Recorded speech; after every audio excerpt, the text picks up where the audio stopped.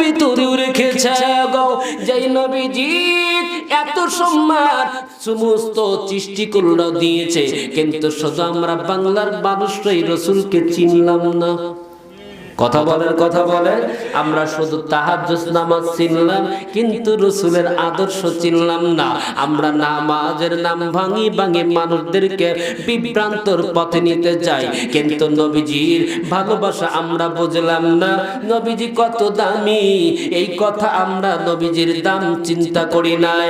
এমন সময় হযরত জাবের কেউ তাকায় দেখে নাই। জাবের তাকে দেখে রে, আমার নবীর পেটে তখন পাথর বাঁধা ছিল। জোরে বলেন, জোরে বলেন। যাদের বড় করে আমি তাকে দেখি, নবীজির পেটে পাথর বাঁধা। একটা জিনিস বাণী বলবো না, এইটা দেখে নবীজির সাহাবী আর সহ্য করতে পারে নাই। উনি বলছে, ইয়া রাসূলুল্লাহ, ফাকুনতু ইয়া রাসূলুল্লাহ সাল্লাল্লাহু আলাইহি ওয়াসাল্লাম ইজানি লি ইলাল বাইতি ইয়া রাসূলুল্লাহ ইয়া হাবিবাল্লাহ। হুজুর, আমাকে বাড়িতে যাওয়ার অনুমতি দেন। আল্লাহু আকবার বলেন। কারণ যে নবীর পেটে পাথর বাঁধা দেখলো রে, কোন ইমানদার স্থির থাকতে পারে না রে। হযরত জাবের বাড়ি যাওয়ার অনুমতি চাইলেন। আমার নবী বললেন, জাবের রে, ঠিক আছে যাও। কারণ নবী তো আমাদের বাংলাদেশের নেতার মতো নেতা ছিল। জোরে বলুন, ছিল। নবীজি অনুমতি দিলেন। জাবের বাড়িতে গিয়া বিবিকে ডাক দি বলেছে, ফাকুনতু লিইমরাআতি রাআইতুম বিন নবী সাল্লাল্লাহু আলাইহি ওয়াসাল্লাম। আরে বিবি, আমি নবীজি কি তাকায় দেখি নবীজির পাথর পেটে বেঁধে রেখেছে। আল্লাহু আকবার বলেন। বিবি, বলো তো দেখি, মাকানা ফি যালিকা সাবরুন ফাইনদাকা শাইয়ুন। জোরে বলুন না আল্লাহু আকবার। জাবের বিবিকে ডাক দি বলে, বিবি বলো তো দেখি কোনো খাবার হবে কিনা। জাবের বিবি ডাক দি বলে, স্বামী গো, আমাদের পরিবারে মাত্র কেউ বলছে 1 কেজি, কেউ বলছে 2 কেজি আটা। জোরে বলুন, কয় কেজি? 2 কেজি আটা আর একটা বকরির বাচ্চা আছে। স্বামী, বকরির বাচ্চা আছে আর এইটা আছে, 2 কেজি আটা আছে। স্বামী বকরির বাচ্চাটা জবাই করে দিয়া নবীজির কাছে গেছে।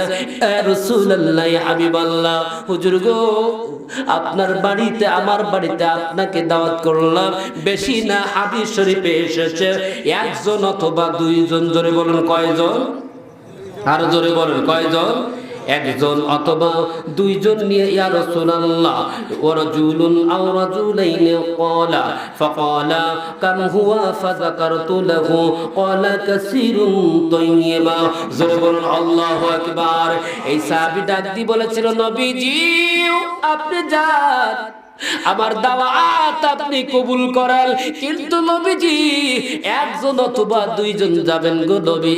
নবী বললেন, ও সাহাবী, তোমার বাড়িতে কত কড়ি অর্থ কড়ি আছে একটু বলো। সাহাবী বলছে, ইয়া রাসূলুল্লাহ, আমার বাড়িতে 2 কেজি আটার একটা বকরি আছে। এই জন্য বিশ্ব নবী ডাক দিয়ে বললেন, সাহাবীরা রে, ও আবার জাবের সাহাবী, তুমি যেই বয়ান দিছো রে, এটাই অনেক কিছু হবে। জোরে বলুন আল্লাহু আকবার। নবী বলেন, জাবের রা, আমি নবীজি যেই নির্দেশ আমি নবী তোমারে দেব রে, একটু মন দিয়ে খেয়াল করে রাখো। আরে জাবের, তোমার বিবিকে বলে দাও গো, তোমার বিবি যেন ওই জ্বলন্ত উনুনের উপর থেকে পাতিল যেন দেখছি, পাতিল যেন চলো উনুনের উপর থেকে যেন না নামায়, ওই অবস্থায় যেন থাকে। আমি রাহমাতাল লিল আলামিন তোমার বাড়ি আসতেছি। জোরে জোরে বলুন না আল্লাহু আকবার।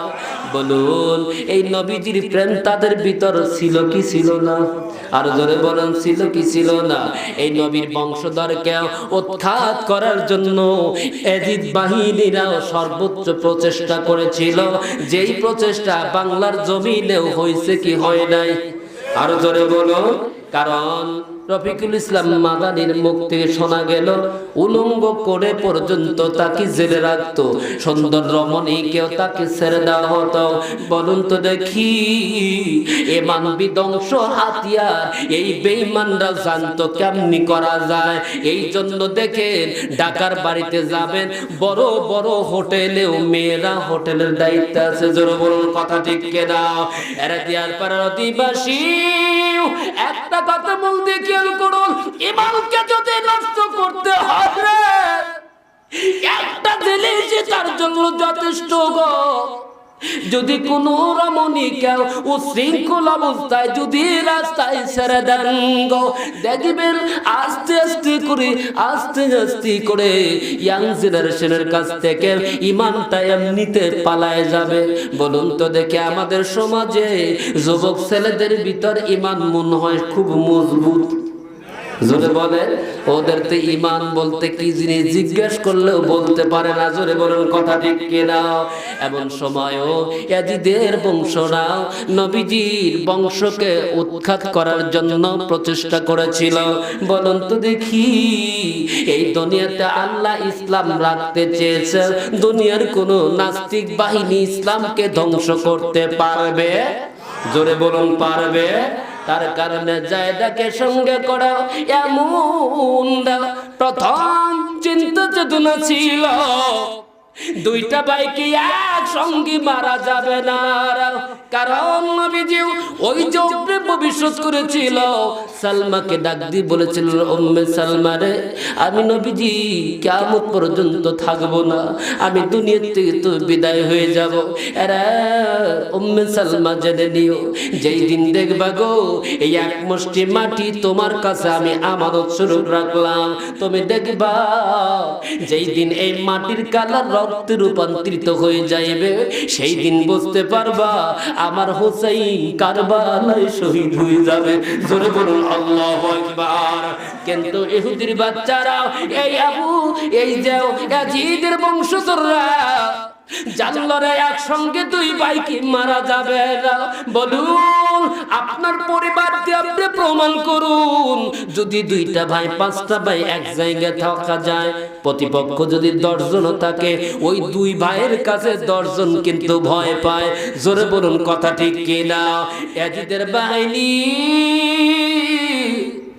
এত সুন্দর চক্রান্ত করেছিল, যেই চক্রান্ত হলো কিভাবে দুই ভাইকে আলাদা আলাদা মারা যায়।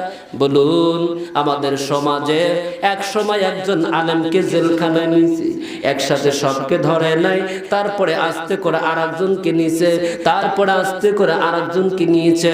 এরকম করতে করতে এই বাংলার জমিনের এক শ্রেণীর ঘরে ঘরের কিছু নাস্তিকের বাচ্চারা প্রত্যেকটা জেলা উপজেলায় থেকে আলেমের লিস্ট ওই ফিরাউনের কাছে পৌঁছাইছে। জোরে বলুন কথা ঠিক কি না? এই হাসান আর হুসাইনকে মারবে কিভাবে?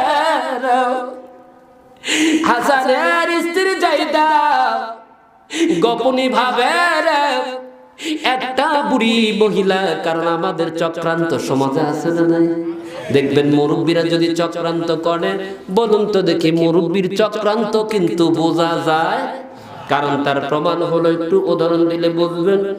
পরশুদিনকে একটা ব্যক্তি বৃদ্ধা মানুষ আইসে হলো এই বিক্রি করার জন্য, যে কফসিল আছে না ঠান্ডা খুশকি কাশির জন্য বিক্রি হয়, 10 টাকা পাতা নেয়, 12 টাকা পাতা নেয়, 15 টাকা পাতা বিক্রি করে। আমার মাহফিল, আমার মাদ্রাসা সারা ব্যাপী মাহফিল, বেচারা এরকম করে কাঁদতেছে আর ওই কফসিলে বসে আছে। আমি বললাম মুরব্বী আপনার বাড়ি কোথায়? কয় ভাঙুরা চাটমোহর। সর্বনাশ, কি কন আপনার ভাঙুরা চাটমোহর তো অনেক দূর, এখান থেকে মোটরসাইকেল নিয়ে আসতে কমপক্ষে 50 থেকে 60 মিনিট সময়, অর্থাৎ 1 ঘন্টার মতোই প্রায় সময় লাগে, অনেক দূর তো।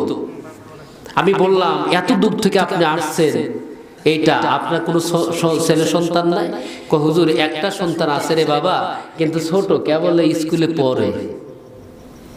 আমি বললাম ওর তো ইনকাম করার বয়স হয় নাই। এরকম কিছু আছে আজীবন সন্তান হয় নাই, শেষ বয়সে আল্লাহ একটা সন্তান দিচ্ছে, এরকম হয় না বলেন? এরকম হয় না? আবার এই সন্তানকে নিয়ে কোনো জায়গায় বেড়াইতে গেলে কিছু কুলাঙ্গার কয়, বাবাজি আপনি কি নাতিন নতিন নিয়েছেন নাকি? কথা বলেন, খবরদার এগুলো বলবেন না, বেজার হবে কিন্তু আল্লাহ। কে নারাজ হবে? কে? এখন ওনাকে বললাম কয় টাকা বাবাজি? কয় 12 টাকা। 12 টাকা আমি দেখলাম, আমি অনেক সময় দেখছি, বারবার যাচ্ছি আসতেছি কাজ করতেছি, একটা জিনিসও বিক্রি হচ্ছে না। আমি ওইটা হাতে যে ককটা দেখছি, আমি দেখে গেছি ওইটাই রয়েছে। তা আমি ওদেরকে বললাম বেটা আমাকে একটা দেন তো। দেওয়ার পরে বললাম কয় টাকা দেবো? কয় 12 টাকা। বললাম 12 টাকা 2 টাকা দেবো না কেন? তো বাবাজি 10 টাকা নেন। কয় না বেটা 12 টাকাই দেওয়া যাবে।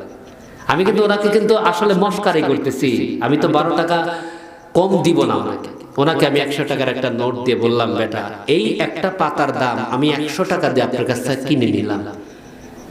বৃদ্ধা মানুষ আমার দেখে এতটা আনন্দ মুখর হলো, মানে ওনার কাছে ওই 100টা টাকা 1 লক্ষ টাকার মনে হয় সমান দাম হয়ে গেছে।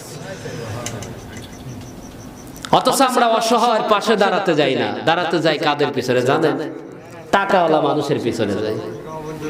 এলাকায় দাওয়াত করবে দেখুন টাকাওয়ালা মানুষকে, কিন্তু বাড়ির কাছে না খেয়ে বসে আছে, ওর জন্য এক মুঠো খাবার প্লেটে হয় না। বলুন হয়? বাবাজি মহিলা, বৃদ্ধা মহিলাকে দিয়েছে, আরে মহিলা তুমি হাসানকে যেমনি করে পারো মারতে পারো, হাসানকে যদি মারতে পারো আমরা ঘোষণা করে দিলাম তোমাকে অনেক টাকা মুনাফা দিব, অনেক বোনাস দিব, অনেক টাকা দিব। এরকম বলুন বয়স্ক মানুষের মধ্যে লোভ লালসা থাকা দরকার আছে না নাই? কারণ হলো অনেক অসহায় জীবন বর্ষলে অশান্তি দিন কেটেছে, এমন সময় বৃদ্ধা নারীটা ডাক দিয়ে বলেছিল আরে